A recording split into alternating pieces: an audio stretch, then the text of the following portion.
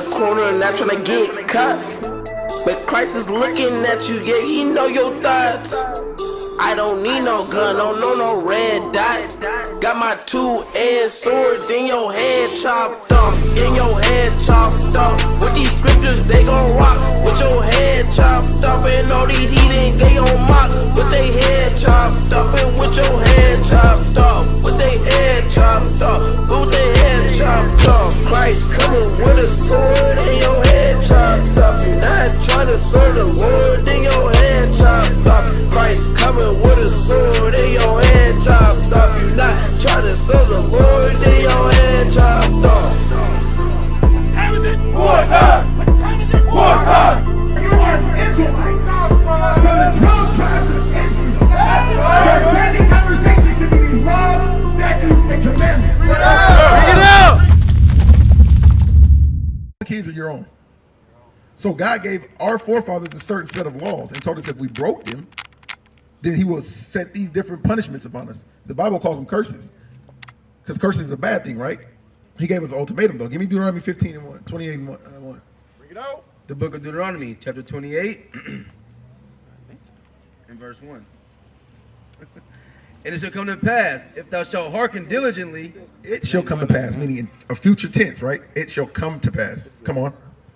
If thou shalt hearken diligently unto the voice of the Lord thy God, to observe and do all his commandments, which I command thee this day, that the Lord thy God will set thee on high above all nations of the earth. So see, in Christianity, since you've learned Christianity, right? Catholicism, right? Which means, the word Catholicism means universal.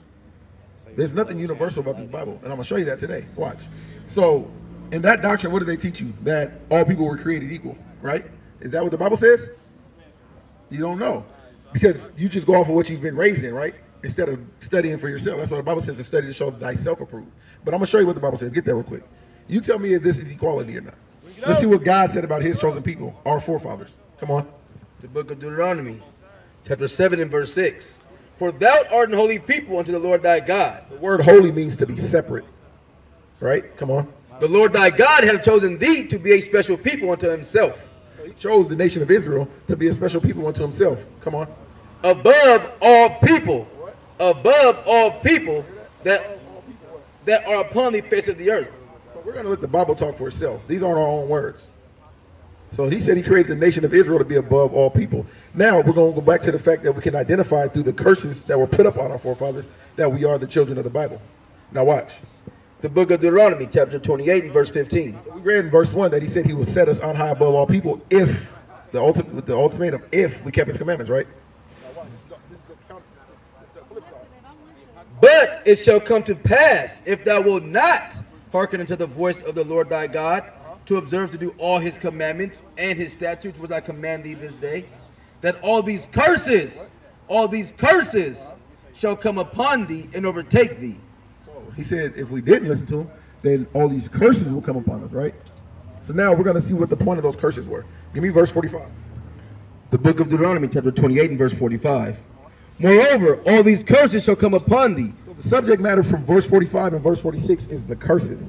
All right, come on.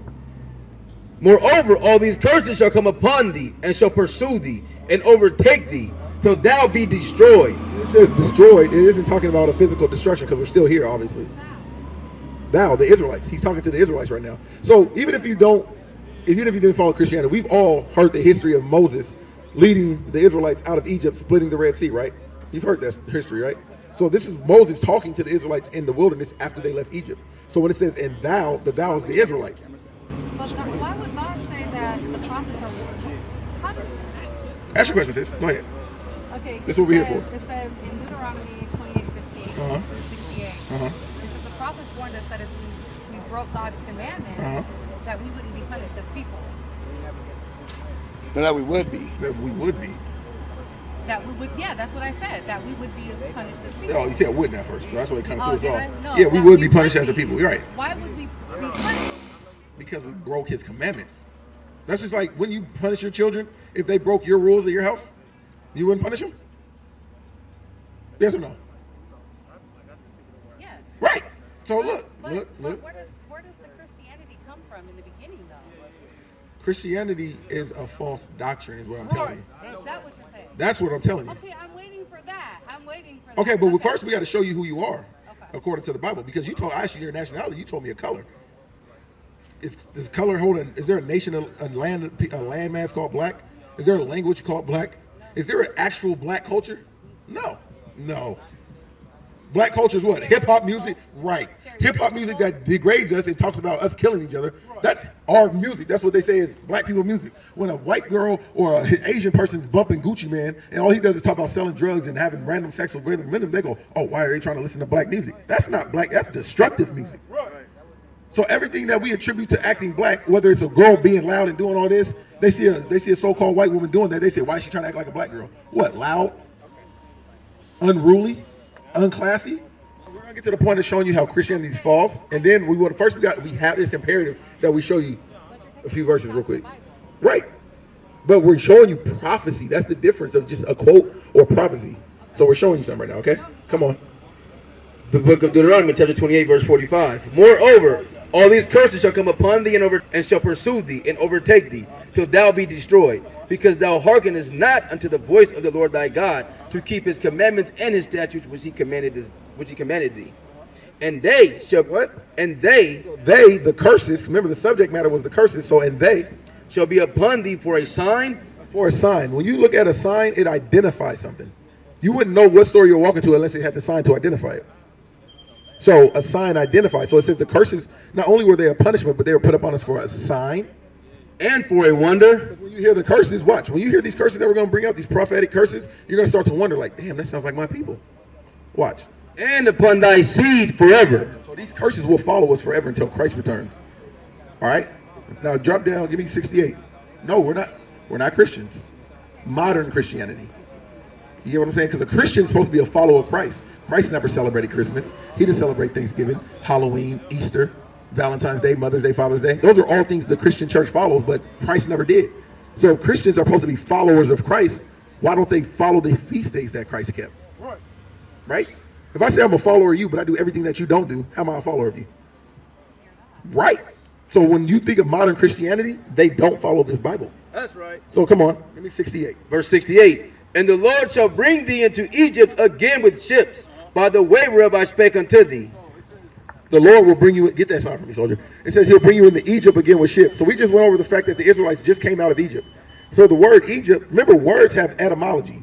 So there's the word, what it truly means, and it can be used in different fashions. People think of the landmass Egypt when they think of the word Egypt. The word Egypt is synonymous with bondage and slavery. And we're going to prove that even with the Bible. That even the Bible uses Egypt in the context to mean slavery or bondage. Read.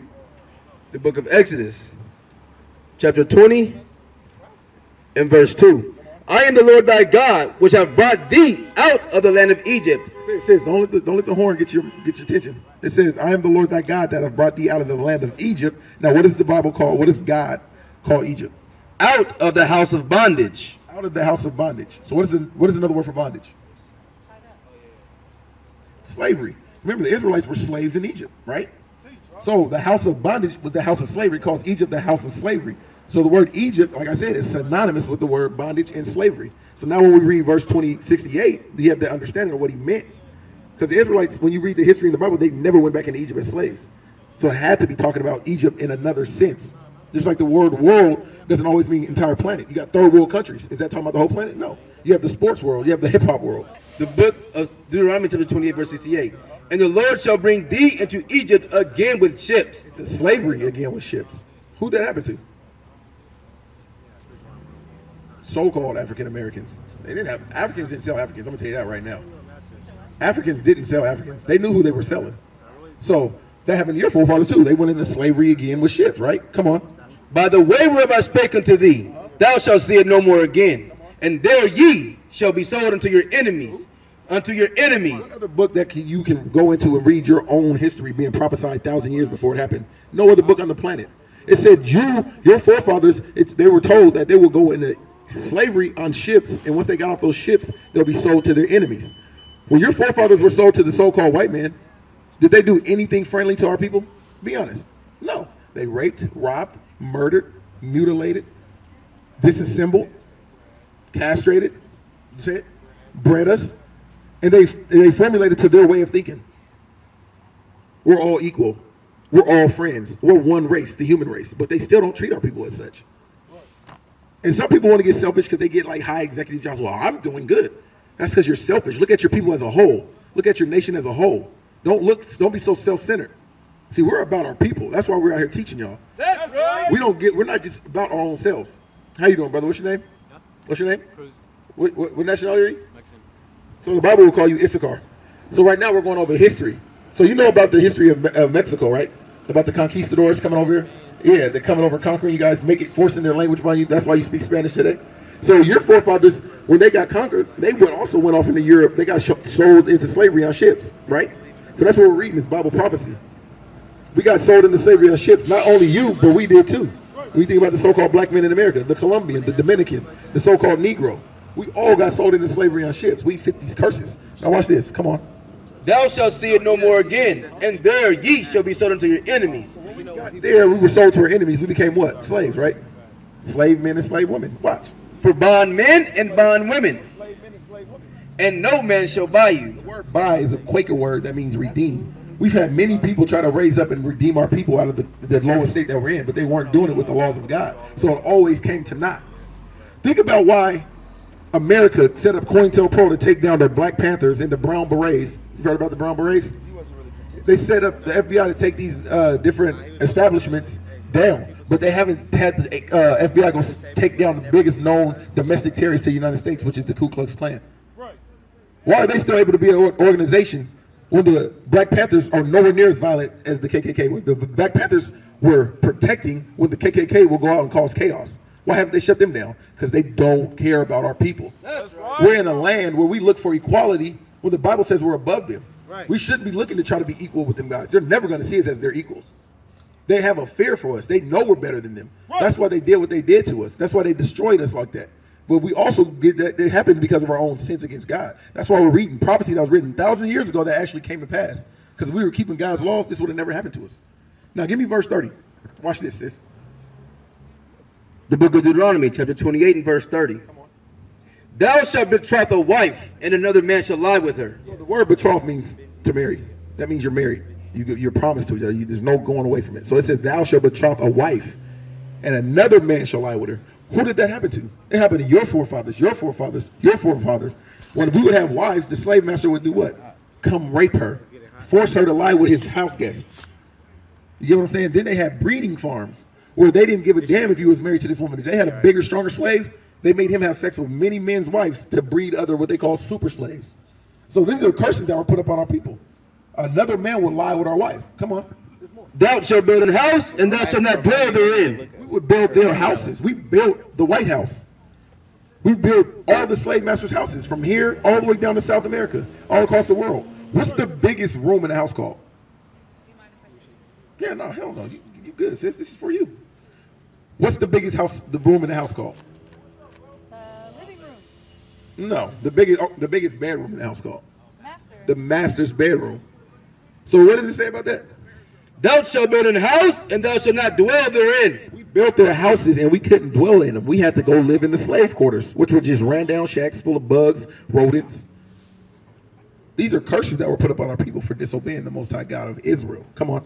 Thou shalt plant a vineyard, and shalt not gather the grapes thereof. We planted all their tobacco fields, their cotton fields, their greens, everything. We planted that stuff, and we didn't get to eat that. What they feed us?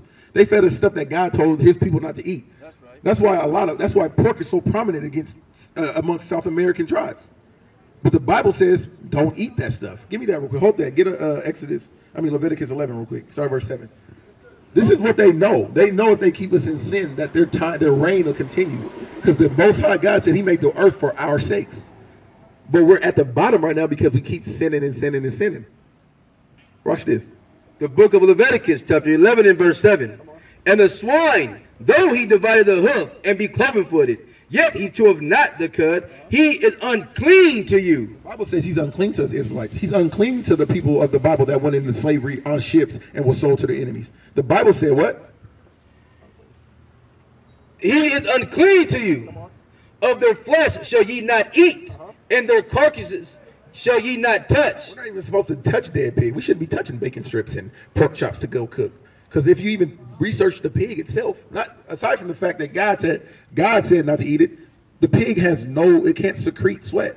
It backs up at any point in time in its body over 17 worms. And when there's too much in its body, when it's too much toxin, it secretes pus through its hoof. It's a dirty animal. In medieval times, it was used as a irrigation system. It was used to eat the poop that people used to, when they would take poops in outhouses. It's a garbage disposal. Get back to the curse. The book of Deuteronomy, chapter 28 and verse 30. 31. Verse 31. Thine ox shall be slain. So look, think about it this. We got stolen from the west coast of Africa because that's where we fled Jerusalem.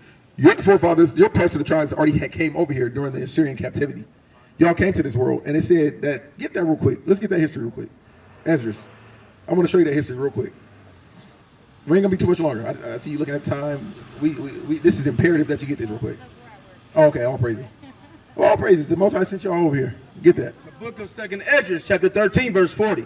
Because you guys know what? That your forefathers were as far as these tribes, you know your forefathers were the first people on these lands, the Americas, right? Watch what the Bible says. Those are the 10 tribes which were carried away prisoners out of their own land in the time of Hosea the king, whom Salmanasar the king of Assyria led away captive. And he carried them over the waters, and so came they into another land.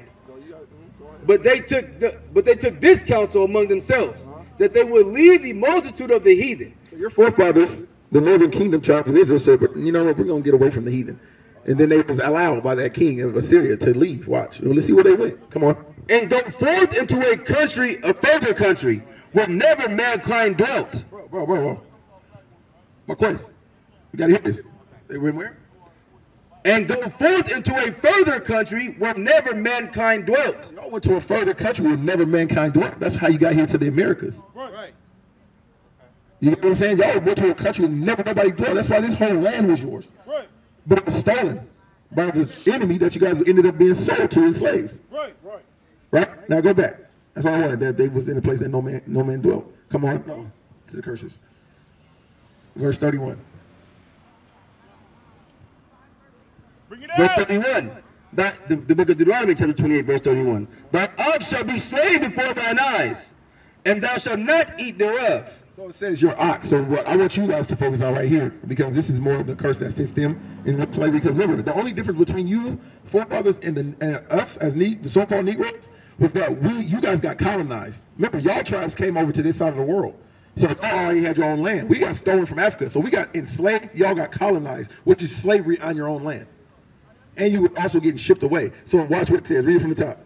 Thine ox shall be Thine ox, meaning your oxen, shall be slain before thine eyes, and thou shalt not eat thereof. they was coming over killing y'all animal supply, the buffaloes. If you've seen, there's a real famous picture in history where they were, the so-called white men killed off a lot of buffalo and stacked all the bones, the heads of their bones up high. It's like a real high mountain type shape.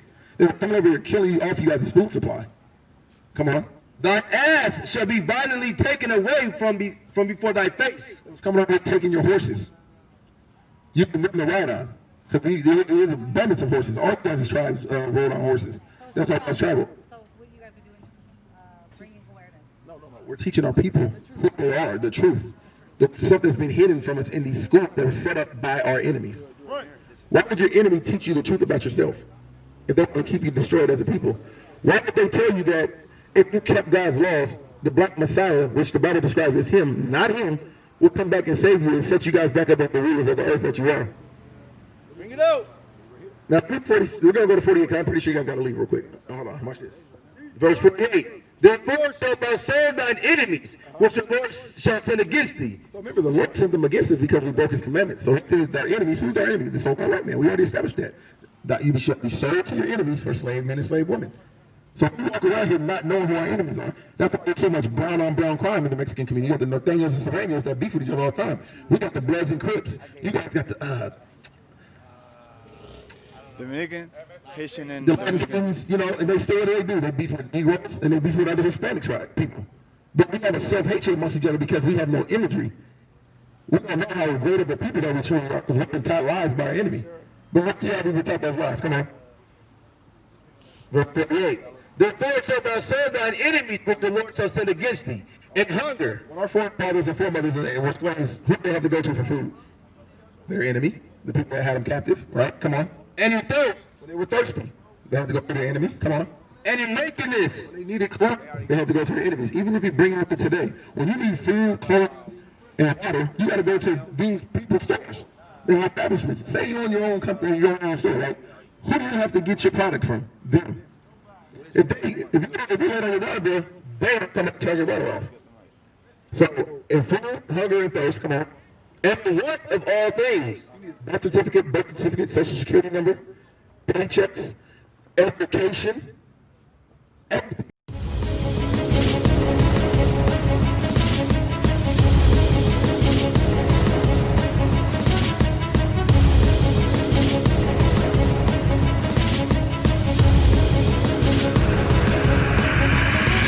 Shalom, Israel. I'm Elder Nathaniel of Israel United in Christ.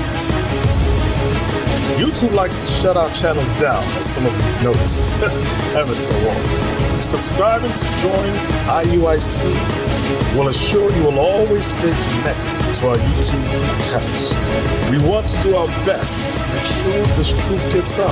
Please click and join our subscriber YouTube channel called Join IUIC to stay linked to all of our videos. So again, please make sure you subscribe to this Join IUIC channel to get your latest updates from all our YouTube channels. Shalom.